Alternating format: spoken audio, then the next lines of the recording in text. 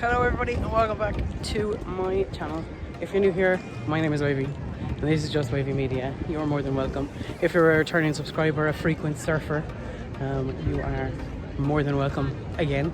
We're here today at Disneyland Paris and this video is going to be the differences between Disneyland and Disneyland Paris. Now I'm going to call Disneyland in California because that feels like my home park because I've been there most. I'm going to call that Disneyland and then this Disneyland Paris. I'm standing here in what Disneyland would call the esplanade between the two parks. And so there's a thing that automatically you see is different. If you look towards Disneyland, first of all you see the Disneyland Hotel is there at the entrance as opposed to being like across the street, down a road and other places. But the Disneyland Hotel right in front of you at the entrance to the park, and you can actually get rooms that overlook the park, but they're probably like thousands of euros. Then another difference from here is if in Disneyland you were facing the Disneyland park, behind you would be California Adventure, whereas behind me is back towards my hotel, Val d'Europe. Paris itself is all that direction, and the second park is actually over here to the left. So like the equivalent of where downtown Disney would be in Disneyland, and then Disney Village excuse me, and then Disney Village, which is Disneyland Paris's version of downtown Disney or Disney Springs, is actually the other way. So like as if you were going to Harbor Boulevard, that kind of direction. So the first difference between Disneyland and Disneyland Paris, but we're going to see many more today. So another difference between Disneyland and Disneyland Paris is once you come through the hotel, you then come to the train station here, and you go under the train station just like you do in Disneyland, but in the very middle of it instead of at the sides. Difference number two. So another of the big differences between Disneyland and Disneyland Paris is, besides the amount of space, like guys, this place is massive in comparison to Disneyland's hub. Like, can you see how much people there are that way and how much space there is? It's pretty amazing. But anyway, the difference I wanted to talk about here is when you come from Main Street USA, which is just there, the first place you come to is Frontierland, not Adventureland. So you've got Frontierland first, right here, and then as we continue to go around, and we're kind of going to avoid the hub at the minute, which you can actually do here. You don't have to go to the hub to go to the different lands, which is kind of nice because the hub has the 30th anniversary show is on 4 or 5 times a day. You can actually walk around this way. I like to come around Frontierland's entrance. We're going like towards the castle now. Can you see the castle? There's the castle, and here is the entrance to Adventureland. So you can hear the music there for the celebration of the 30th anniversary. We're like to Adventureland lights now, if you can see. And the entrance to Adventureland is here. And here's the castle. So they're the other way around than they are in Disneyland. So another big difference between Disneyland and Disneyland Paris is here in Disneyland Paris there's no Tom Sawyer Island. That does not exist here. Adventureland has a kind of an area with pirates theming towards Peter Pan and Skull Rock and stuff. But here in Frontierland, the island is actually Big Thunder Mountain. So you start Big Thunder Mountain on the mainland. The rivers, I don't know if it's called the Rivers of America, but what Disneyland is called the Rivers of America, where the Mark Twain goes, is just along here. And you start and you go under the rivers out to Big Thunder Mountain here in Disneyland Paris. So that is another difference between Disneyland and Disneyland Paris. So I am here outside the Phantom Manor at Disneyland Paris. This ride was just a walk on for me, which is amazing. The Phantom Manor here is different, of course, than it is in Disneyland. First of all, it's in Frontierland, so it has a different scene towards the end. Well, you know, in Disneyland where you go and all the ghosts come out and they're in like the graveyard, the yard of Haunted Mansion itself. Here, you go into a tunnel underground and there's a buried city, the old city, which is part of the story. The mine for the gold developed the city. Hargreaves lived in, I think they're called the Hargreaves, lived inside in the Phantom Manor. They unleashed a curse. Henry became the Phantom, and the city got buried underneath the manor, so you go down into it. Another thing you might not know about Disneyland Paris is you see this shutter here. It's that one, yeah, it is that one. It will rock and move from time to time. And then I've also heard that from some of the windows you can see the Phantom and you can see the Bride, though I have not seen them. Apparently you see that better at night, so we will come back and we'll try to see that at night. I'm not sure if we'll be able to. The backs of some of my pins on my lanyard are falling off, which is very disappointing. Has that moved while I've been talking? I don't know if it has. It was moving when I walked up here and now it's just not. So typical, just typical. So here I am outside Pirates of the Caribbean. You can't really see it, but it's like down there. Captain Jack's restaurant, which is what they call the Blue Bayou here, is just behind me, and the entrance to Pirates is just there. The Pirates of the Caribbean ride here is quite different. The queue, in comparison to Disneyland's queue, the line length is crazily long. You know, Disneyland, it's like you just go outside the building and then into the building and then you're at the boats. Here there's a load of it outside, a load of it inside. It's very well themed. It's like a castle, kind of. It's really cool. And then you do the cave last, whereas in Disneyland you do the cave first. So you go up at the start and then you drop to like the village place that's getting raided by the pirates, which is like automatically happening. And Barbossa isn't on the ship, it's like a pirate in raid. And the wench auction isn't there, but neither is whatever Red is doing in the one in Disneyland. And then the cave where the pirates are is last, and it's a very short scene. There's 2 hidden Mickeys on it.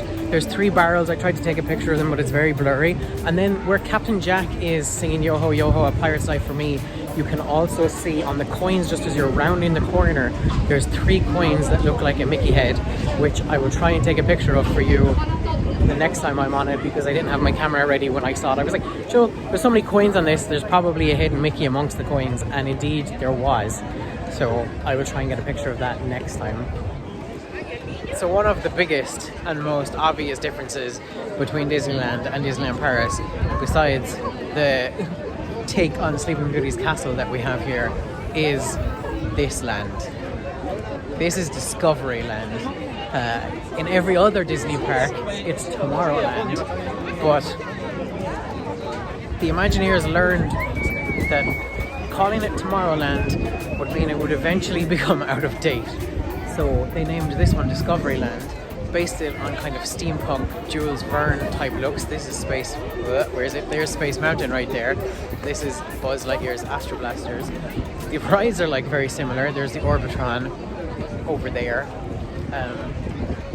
But the theming is very different. Instead of that like white metallic look, you've got a lot of greens and bronze and metallic, but different type of metallic look. So it's quite interesting here to see the differences. But this, I think, is one of the biggest that you notice, because this whole land looks totally different than Disneyland does. So I think I only have one thing from differences between this park and Disneyland to talk about from Walt Disney Studios, because obviously Walt Disney Studios and Disney's California Adventure, though there's a few similarities. The Tower of Terror, which is obviously now Guardians Mission Breakout, but the one thing that I just wanted to highlight here is this, just outside Studio 1, which is where you come through, this is where the partner statue is. It's not at the castle, which is a very strange choice. So like Walt is just looking at a giant building instead of looking out from his castle. I don't understand why they did this here. It's very weird to me. But this is where the partner statue is, unlike every other Disney park in the world, I think. So we're gonna walk past where Winnie the Pooh is doing his meet and greet at the minute. But it's closed, so I can't get in and meet him, and go into the Liberty Arcade. So you guys who know Disneyland and or Disney World will know that there is Great Moments with Mr. Lincoln and there is the Hall of Presidents. So a difference between Disneyland Paris and Disneyland Resort is there is no Great Moments with Mr. Lincoln here, but there is still an American related presentation, and it's here in Liberty Arcade. And Liberty might give you an idea as to what it is because it has a French connection, and that is the Statue of Liberty, which of course was gifted to the United States by the people of France after the War of Independence, or it was certainly after it, but in recognition of their efforts for the War of Independence in the US. So we're going to go in and take a look at that. So Liberty Arcade is one of the two long corridors that lead between Main Street USA and the hub. So it goes like beside along Main Street USA. So you can get in here out of the rain or away from the people if you would like to. And we've got a show here about the Statue of Liberty just past the Arribas Brothers display here. Here's a fun fact for you. Disney met the Arribas Brothers in the World Fair that he did, where he launched Great Moments with Mr. Lincoln and also Small World, and that one with the Ford cars. I don't remember the name of it, it doesn't exist anymore. And he liked them so much that he invited them to be part of the Disney parks.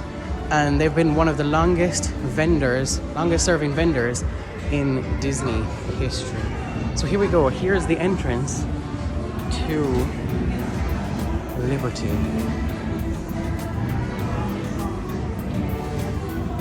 I don't know what way you're supposed to go in, so we're just going to walk in and see what happens. It's quite dark.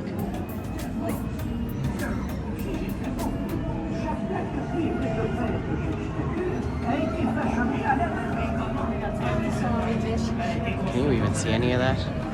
Okay, so comparatively underwhelming to the Hall of Presidents or Great Moments of Mr. Lincoln, but it's like you're on like a boat coming into New York and you see the Statue of Liberty in front of you. It's very dark in here. I don't know if there's a way to turn on the lights, but there must be, but I can't figure it out. So a big food difference between Disneyland and Disneyland Paris comes with churros.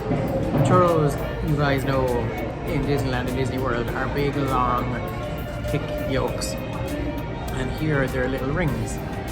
And you also get Nutella because Nutella sponsors Disneyland Paris.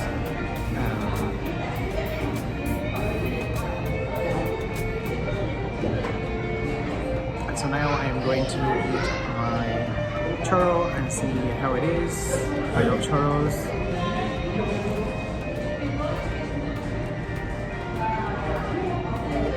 Ignore my bleeding hand. That's really nice.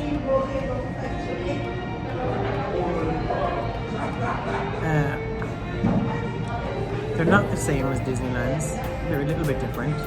I would say there's less of a cinnamony flavour to these ones. They're just more donut-y.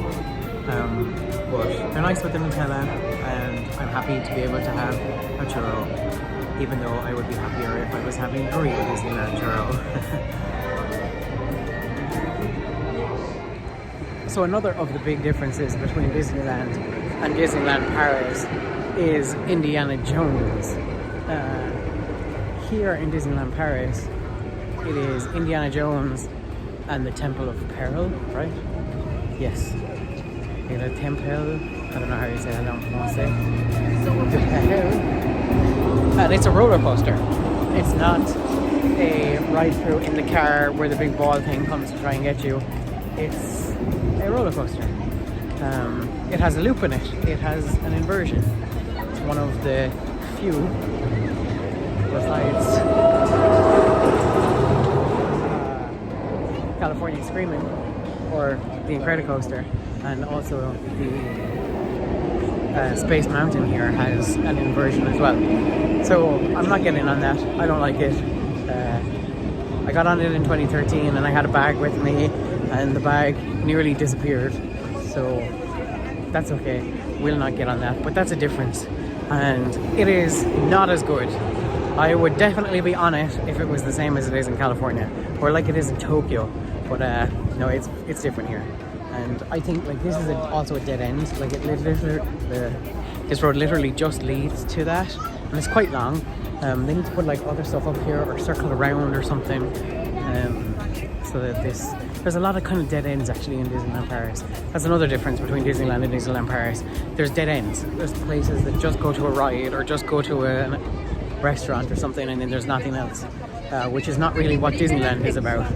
There's a lot of circles in Disneyland and loops, and you know, everything leads to something else. There's never that you have to walk to something really and then turn around and walk back from it, unless you know what you're going to is the other way, quicker the other way, you know. So differences between Disneyland and Disneyland Paris. So that is all I have for you today, guys.